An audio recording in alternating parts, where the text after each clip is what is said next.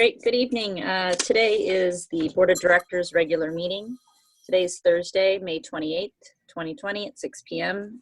This meeting is being held remote via Zoom.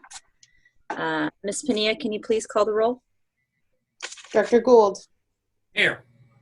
Orzali. Present. Wood. Here. Sailors. Here. Clark. Here. Jones. Present. White. Here. I'm going to mark Director Kelly as absent. If he joins, I'll make note. And Director Sheets. I'll turn it back over to you. Great. This is the Metro Cable announcement. The open session meeting is videotaped for Cablecast on Metro Cable 14. Replay on Sunday, May 31st at 9 a.m. and Monday, June 1st at 6 p.m. on Channel 14. Webcast at www.sacmetrocable.tv. This is the public opportunity to discuss matters of public interest within district's jurisdiction, including items on or not on the agenda. Madam Clerk, are there any speakers? I did not receive any notifications prior to the meeting starting. However, Art, if you can unmute the participants.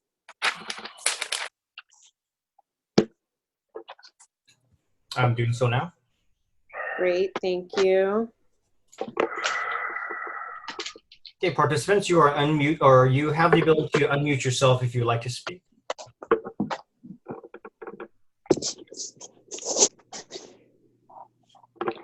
All right, there's no response. Great, thank you. Moving on to the consent items. Are there any questions from our directors? Madam Chair, I'd move the consent. I'll second. Thank you. We have a motion and a second. Can you please call the roll? Director Gould. Aye. Orzali. Aye. Wood. Aye. Sailors. Aye. Clark. Aye. Jones. Aye. White. Aye. And Sheets. Aye. Motion passes. All right, moving on to the action item. Are there any questions? I guess we have to There might be. Sorry, my scribble scratch. I would like to welcome Chief Green, please. Thank you, President Sheets. Good evening, directors. Chief Harms, Chris Green here, Assistant Chief Shift Commander for the B Shift, and have oversight of our Air Operations Program. It's a pleasure to join you this evening, albeit the virtual format, as we ask for your support with the proposed contract extension with DynCorp International for the maintenance of our helicopter fleet. I was also asked to give just a brief update of air operations in general, so let me start with that. First and foremost, an update on our most valuable asset is our air operations members. Under the leadership of our Chief Pilot, Monty Van Landingham, and our Program Manager, Captain Bryce Mitchell, we have nearly all of our crew returning this season, with the exception of two folks. Firefighter Matt Dargan is currently on deployment with the California Air National Guard, and firefighter Derek Sheets transitioned in the off-season back to the line after over 5 years of service within air operations as a paramedic aerial observer. It should be noted that he spent the last season training his replacement, which is Captain James Doyle, who's now joining us full-time this season in the same PAO role. Overall, succession planning is a key element within air operations at all levels. As we do this to ensure all of our institutional knowledge is passed on to our newest members.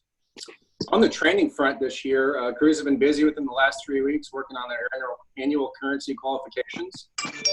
Could be carded with CAL FIRE for our annual qualification process early next week, as we've already seen an uptick of fires throughout the Northern California region with the north winds in the past few weeks and the hot weather this week. We do anticipate a full capacity start date of June 10th.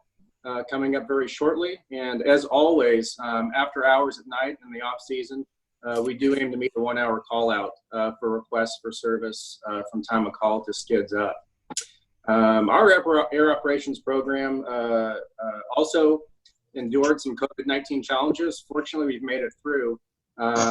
With our DynCorp contract, fortunately, all of our adjustments to what we've done with our workforce were concurrent with our mechanics as well. So we made it through our maintenance schedules that had been planned through COVID-19. Unfortunately, 2 of our industry-leading trainings this spring were canceled. Priority 1 hoist training and Bell emergency training. Unfortunately, the industry is unable to reschedule, but the silver lining is all of our members have been through that initial training in the past. We look forward to picking up where we left off next year. A brief update on the acquisition of Copters 3 and 4. They're still safe and sound in our hangar out at Station 115. We've come up with some short-term plans and some long-term plans on really how to fund and what those options look like for placing those into service as we move down the road. But obviously, we are not moving into that at this time with our current fiscal impacts. We just finished up our use agreement, MOU contract, so with our 4 local partnering agencies for the use of the helicopter, and that also includes the use of the dozer as we have in past years. All those stipulations have remained the same. We do get a lot of questions to what goes on in the off season during the winter months. Give you 2 big items that we did over this last winter. The first was on the Copter 1. We added a wireless communication system within the helicopter. What this essentially does is allows our crew members, while outside of the helicopter, perhaps on a hoist rescue, up to over 200 feet down on the line, communicate via headset, Bluetooth technology. In the past, we've always used hand signals and so forth. This was a monumental safety upgrade we've been aiming for a long time. It's nice that we've been able to accommodate that. And secondly, I know you're all familiar with our training series, the Professional Development Program. One of our topics early was air operations awareness. So we were able to provide not only a 2-hour class on what air operations is all about, with all the capabilities of the missions that we fly, but also to use it as a recruiting tool for new members as we hope to open up this next fall to additional folks. Lastly, on the update is an update on our pilots. In terms of pilot attrition, we're continuing to explore options on how to provide more depth with our pilot rank. We are at obviously a minimum level right now. We've been at that same level for some time. We're working through a lot of different options with the chief pilot and also the industry as well to expand that. Some great news, we brought on a part-time pilot in the off season, actually late last fire season, who's joined us. He's working out tremendously well, and we look forward to having him fly with us in his first fire season here in Northern California within this program. And I'll close just the update with really a bittersweet bit of information. It's a tribute to one of our pilots, Mr. Chuck Smith.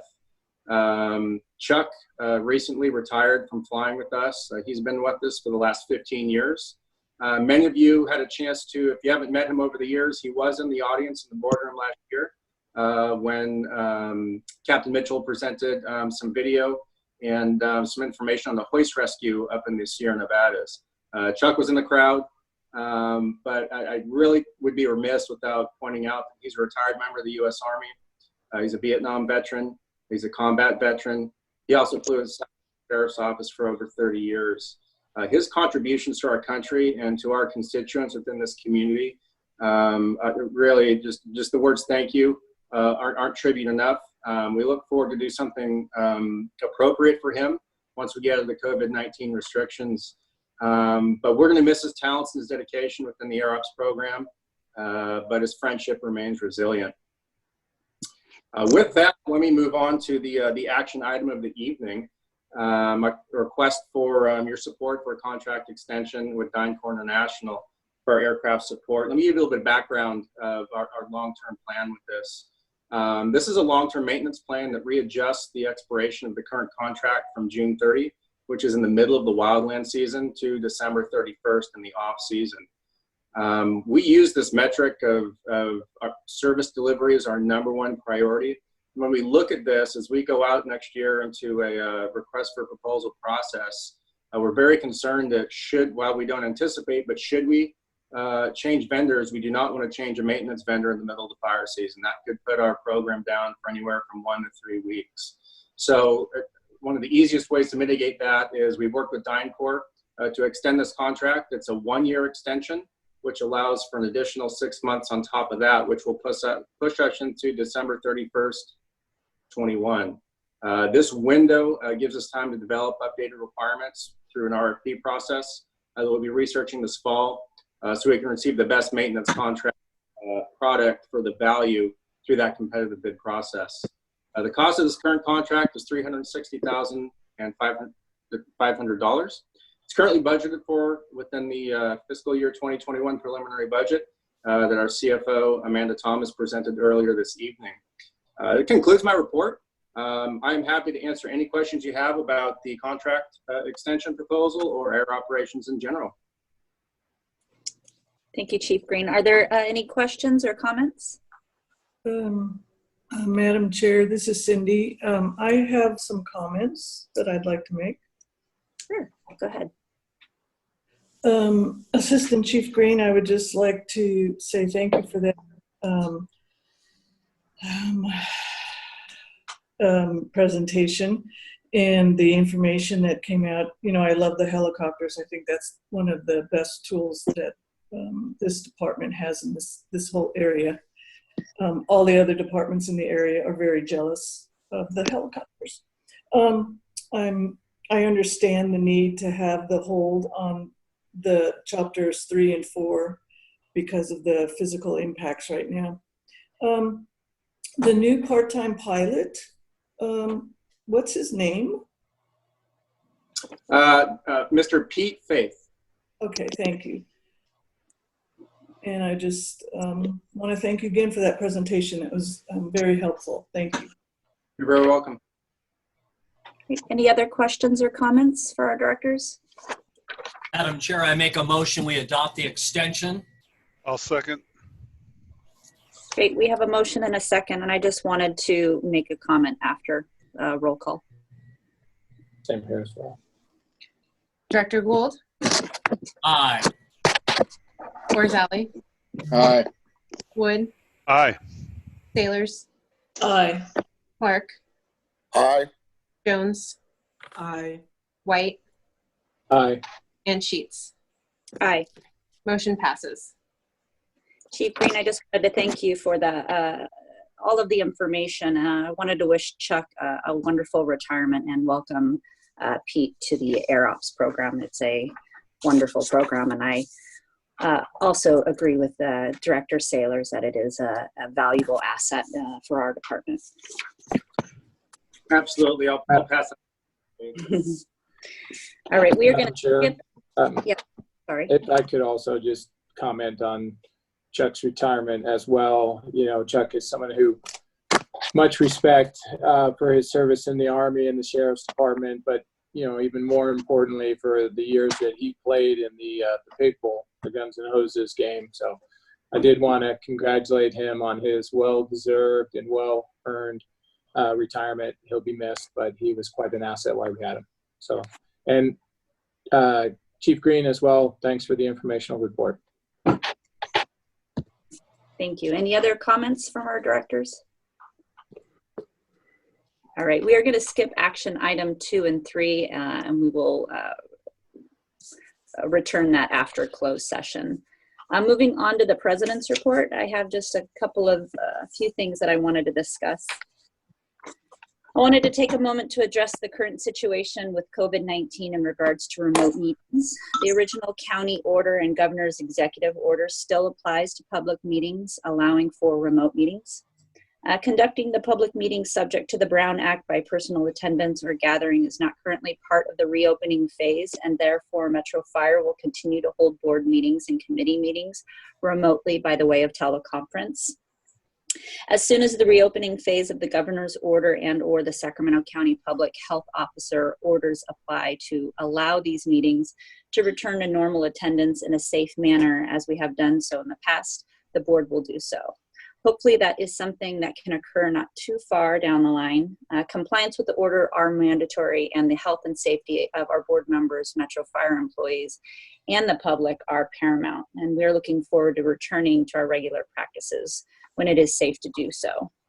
Are there any questions? All right, thank you. Moving on to the fire chief's report, Chief Harms. Good evening, directors.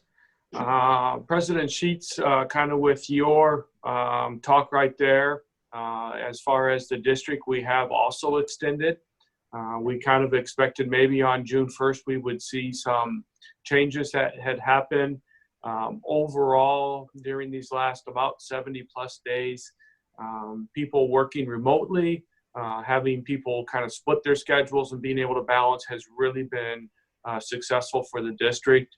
As you said, we've been following the state and the county guidance, and they've yet extended kind of the alternative work from home, at least through the end of probably this period of time now, till it gets better. It was timely with Chief Green speaking tonight on the air operations. Earlier today, right around lunchtime, I believe the helicopter was out doing some training in the far southern part of the district, or not the district, of the county. There was actually a boat that went over, and one person they weren't able to find in the water. Again, what a great asset that we have in the helicopter. I know I could tell it was Bryce on the radio, and it was possibly Bonnie. Responded down there, filled the gap probably for about 20 minutes until the Coast Guard showed up, communicated with the ground crews, really guided some boats into an area that they were at, and just a great job of being available, hearing something going on, and then responding to that emergency down there. It has been, even though it has been an interesting couple of weeks, it has been a busy couple of weeks. We have gone forward with social distancing in place and been able to try to fill some positions. We had a promotion to safety specialist by Brian Spencer. Brian, maybe some of you had seen before, worked in logs as a tech over there, interviewed against a lot of people both internally and externally, and is the new safety specialist. They help maintain the protective equipment, washing, cleaning, gear, SCBAs, fit testing. It was just really great to see a member from inside compete for a position and maintain that position. As you know, last meeting, Battalion Chief Dan Baker retired after 25 years of service, and congratulations to Dan. We're looking forward to getting together with him after some of the restrictions are lifted, but that opens up for a promotion, and Battalion Chief Mike Sloan, or Captain Mike Sloan, will become Battalion Chief on June 1st, and he's going to be assigned to Battalion 14 on B shift. We finished up, we did some meetings across the district, myself and the deputies and the shift commanders, through a Zoom platform just like this. They were very well attended. We ended up with 6 different meetings. I think a few of you directors were able to get on with the membership in the field, and then 2 meetings with professional staff. Again, the amount of people that were able to get on, and then the amount of feedback that we got on the positive side was really good. And then what we did was videotaped one of those and then posted that. So if somebody was off on a call, didn't hear something, they have the opportunity to go back and meet with that. Myself and the other executives met with Sac City. Talked a lot about the different challenges that are going on, some of the border areas that we respond to. We also had 2 labor management meetings, again by Zoom, just to make sure that we stay connected, communicating, and really labor has that ability to bring those issues from the membership. And again, by not waiting in a meeting, we're able to solve just a lot of I don't even want to call them problems, just issues that were going on, and being able to move forward from there. On yesterday, we did a 2x2 meeting with Citrus Heights. Kind of discussed, really most of the interest was about Metro and our responses. We gave them an update on the mobile integrated health unit and some of the responses that they had done to some of the care centers and facilities in Citrus Heights. Talked about the stats. And one of the questions that has been out there a lot about it has been about fireworks and what does it look like for moving forward. We were able to work, and Lisa Barsdale worked with the State Fire Marshal's office. The Safe and Sane fireworks will continue. And what we're seeing though is I think all but maybe one local fireworks display, one of the large ones will happen. No, let me say that. Only one will happen. Most of them will be delayed until Labor Day at that time then. We had the opportunity yesterday, myself and the deputies and Chief House went down and we meet with the young recruits and spend some time with them. We buy them pizza and then just really talk about their career and a little bit about the interesting times as they move forward. We all feel that it's very important to celebrate them. The graduation, and after 18 weeks on Friday night will be their graduation. We did not want to stop doing that, so it will be live on Facebook. We'll have some social distancing. It'll be the DI staff, myself, and the recruits that will be down there. They'll get their station assignment. So congratulations to them.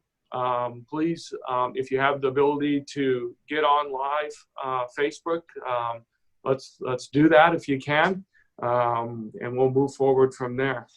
The last thing I just want to talk about was that we have talked a few times about our membership, taking care of our membership, the exposures that they have had out there. We had an opportunity very early on to purchase some antibody testing kits. Took a little while to get them here, but when they've gotten here, they have arrived. We worked with Dr. Mackey as our medical director and Dr. Roster, and then Captain Perryman on setting out the guidelines, expectations, the strengths and the weaknesses of the actual test. As I had talked to some of you before, we started off with folks that had tested positive, people that had been under high exposure, so people on the mobile integrated health unit. And we moved forward from there. They started Tuesday, and so far they've completed over 177 tests. We've had 5 people that have tested positive, which is about 2.8% as far as a test positive rate.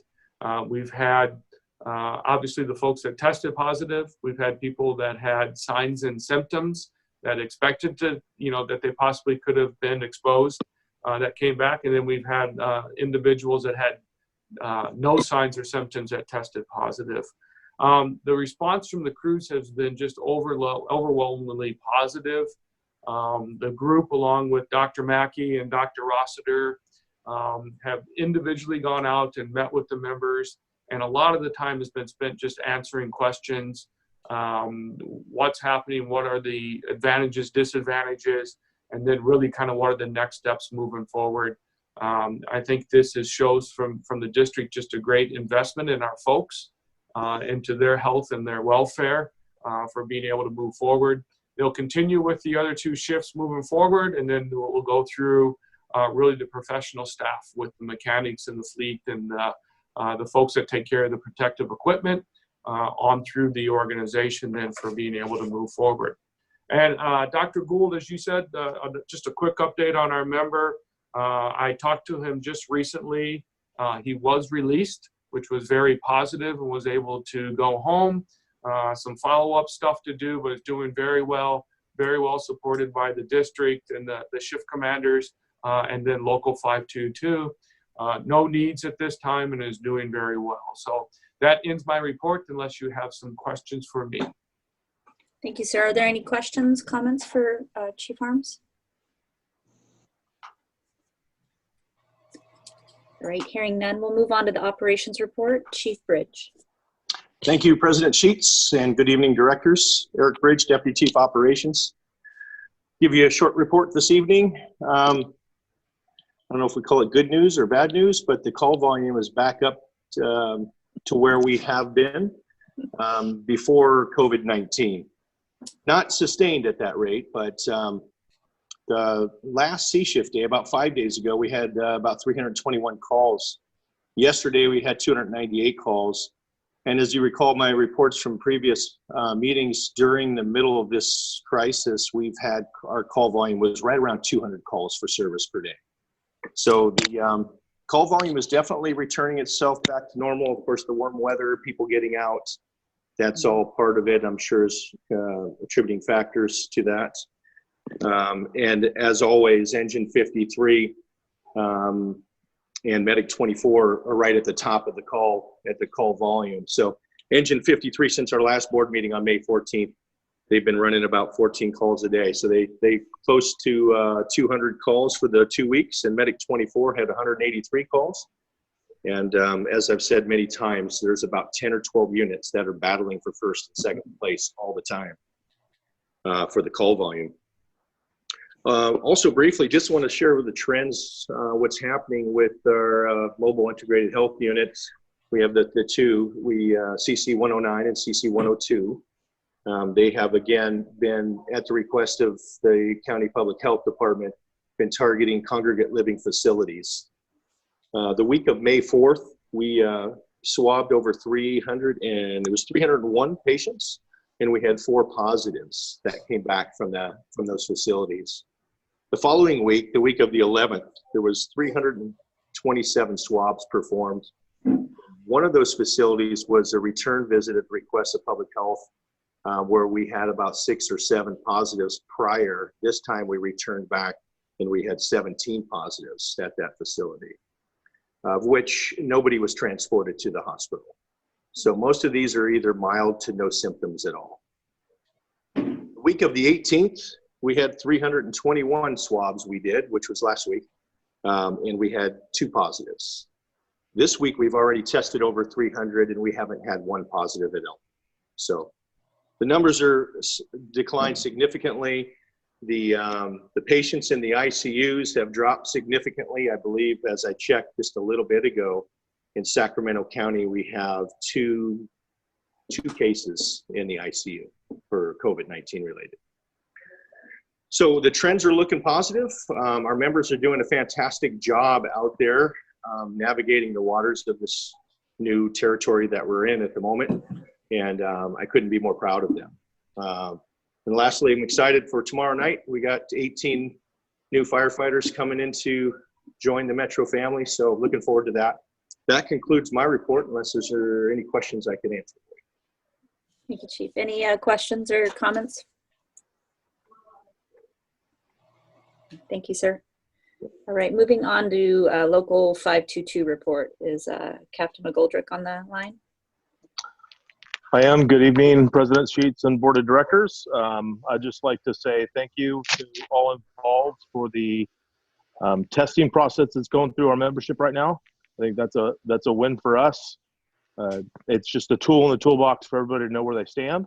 And that is all I have to report for tonight. Unless you have any questions. Thank you, sir. Any questions? Comments? All right.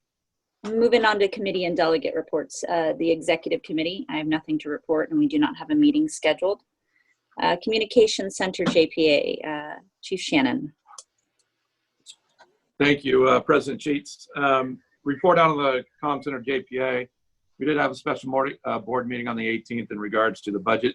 That is still a work in progress.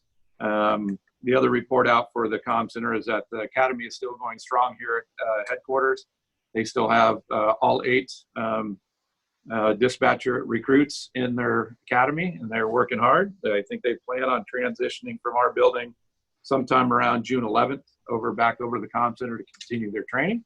And looking forward to seeing them out, out in the field and dispatching calls. That is it. Our next meeting is June 9th, 9 a.m.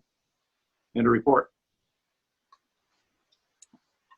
All right, moving on to California Fire Rescue Training JPA. Good evening again. California Fire and Rescue JPA has not met for some time.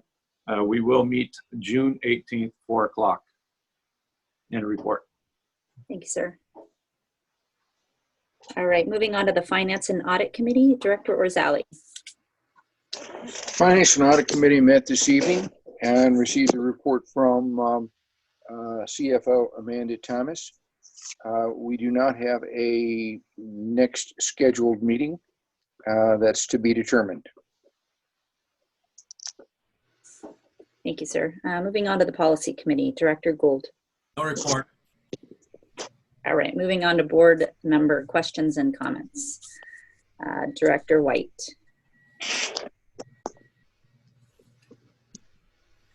Well, thank you, Madam Chair. And I first want to congratulate those that are graduating from the academy. We did have an opportunity to observe them on the day they ran through the Combat Challenge course, which is something I always like to do, to scan for new recruits. But they looked good, and I'm looking forward to watching their graduation tomorrow. I wasn't planning to make this a regular segment, but I did want to talk about a call in District 9 that happened just last Sunday. When you're in the fire service, a lot of times you get some calls you're not expecting, and I got one last Sunday from a very composed yet very concerned mother to let me know that her 7-year-old had just been bitten by a rattlesnake and where was the best place to take her. So that's when I contacted 59 and let them know they had one coming their way, and Captain Jim Ellis and his crew, they let me know they already put themselves on the call, and they moved the ambulance out to the ramp, and they took very good care of this young lady. She wound up spending a couple nights in pediatric ICU and returned home the day before yesterday. And my wife asked her if there was anything she wanted, what kind of cupcake she liked. She was very specific. She wanted red velvet, white icing with sprinkles. So my wife said, Roger that, and went straight to the store. So tomorrow night, we're having a little social distancing parade to welcome her back to the neighborhood. And I've sent an invite to the on-duty crew at 59, and I'm very pleased that they accepted that. So I very much appreciate not only the care that they've provided, but the, just the community relations that the crew at 59 just continue to build. So that concludes my report. Thank you. Thank you, Director Wright. Director Jones. Thank you, Madam President. Good story, Walt. I don't know if I want to keep hanging with you too much, though. It seems like there's always some emergency 911 call. In any event, thank you for the update, Chief Green. Air Ops, I think, is an integral, important aspect of our work, and it's very important that we keep up on that, and we're knowledgeable, and we keep moving forward on those services. They really are indispensable when it comes down to it. They really are. Congratulations to the pilot who spent so many years with us. I appreciate that acknowledgement. And good luck to the troops tomorrow night, all the newbies. So good luck to everybody. Thank you, Madam President. Thank you. Moving on, Director Clark.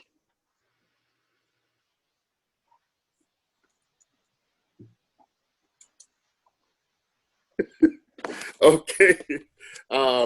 Yes, I too would like to thank Assistant Chief Green for his presentation on the helicopter. That's one of my favorite tools with Metro Fire.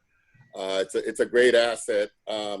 Also, I want to congratulate the graduates tomorrow from the academy. I'm also looking forward to seeing that.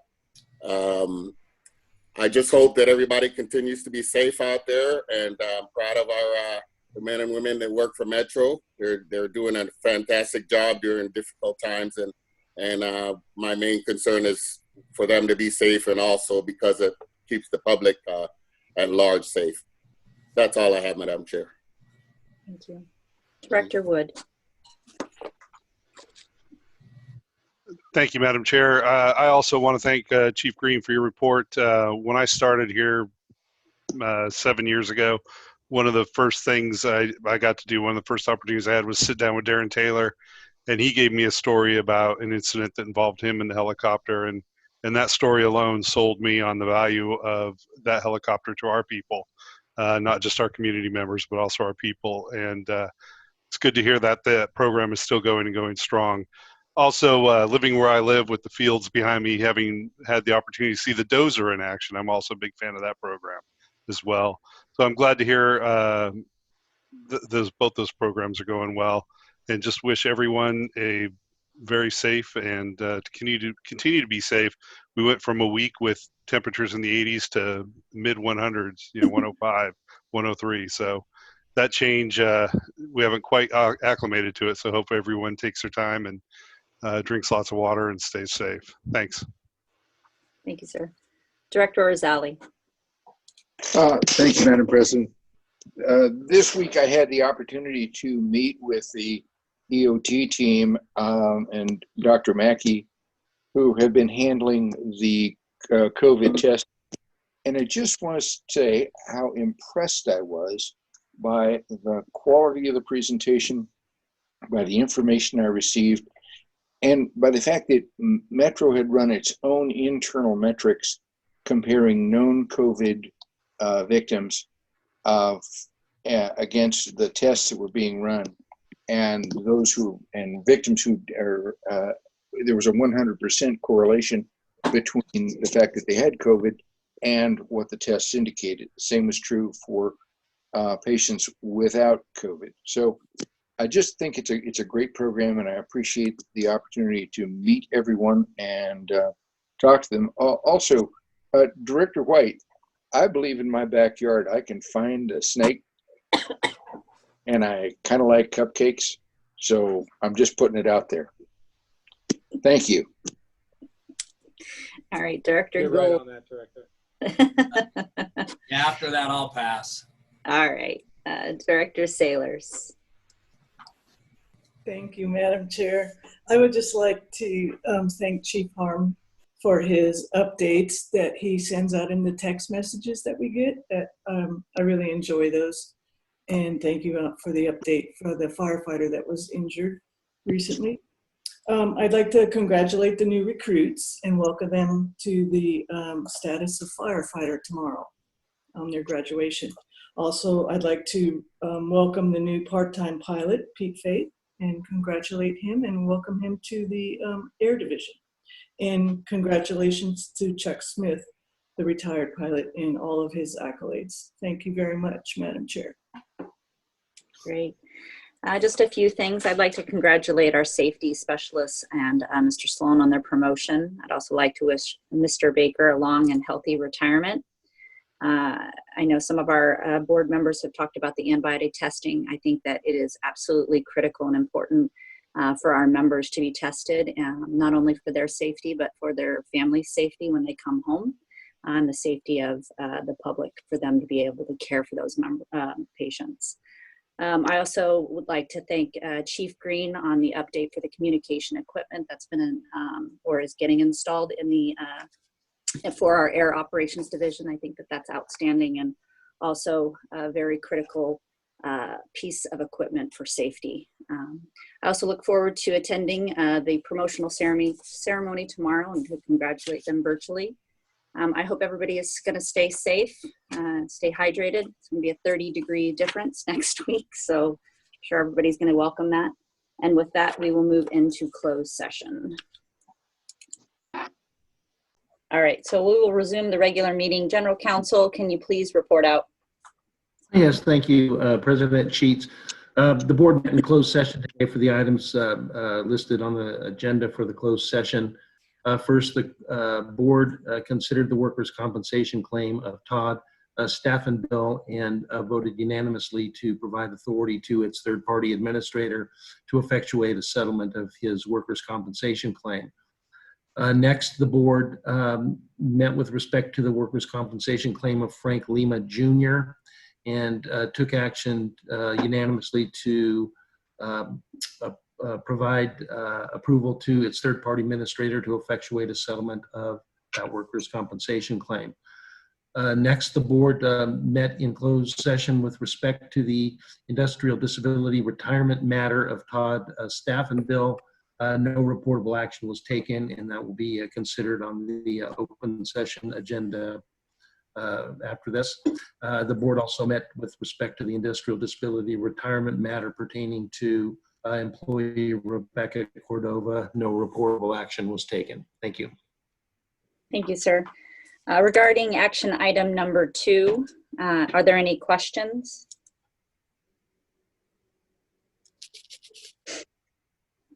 Right, hearing no questions, I'll entertain a motion. I'll move it. Second. All right, we have a motion and a second. Can you please call the roll? Director Gould, Aye. Orzali, Wood, Aye. Sailors, Aye. Clark, Aye. Jones, Aye. White, Aye. and Sheets. Aye. Motion passes. All right, in regards to action item number 3, are there any questions from our board members? Madam Chair, I make a motion, we adopt the 2 industrial disability retirement proposals. Second. A first and a second. Can you please call the roll? I second. Thank you. Director Gould, Aye. Orzali, Wood, Aye. Sailors, Aye. Clark, Aye. Jones, Aye. White, Aye. and Sheets. Aye. Motion passes. All right, with that, this meeting will be adjourned. Next board meeting is June 11th at 6 p.m. Have a good night. Thank you, President. Thank you, everyone. Thank you, everyone. Thank you, everybody. Have a good night. Bye, everybody. Aye.